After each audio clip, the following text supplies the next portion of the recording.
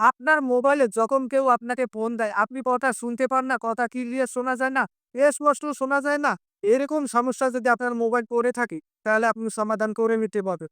কিভাবে সমাধান করবেন চলুন দেখিয়ে দিচ্ছি, শিখিয়ে দিচ্ছি। ভিডিওটাকে শেয়ার দিয়ে রেখে দিন, পরবর্তীতে নিশ্চয়ই কাজে লাগবে।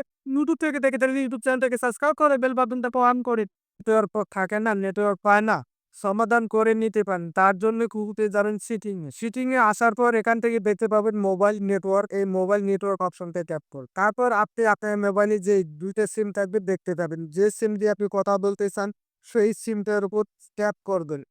তারপর নতুন একটা পেজ ওপেন হবে। ওপেন হওয়ার পর এখানে দেখতে পাবেন ভোল্টি কলস। এই ভোল্টি কল অপশনটাকে অন করে দিতে। এই অপশনটা অন করে দিলে আপনার মোবাইলে ঘরের ভিতরে নেটওয়ার্ক থাকবে এবং আপনি কথা শুনতে পাবেন ক্লিয়ার স্পষ্ট।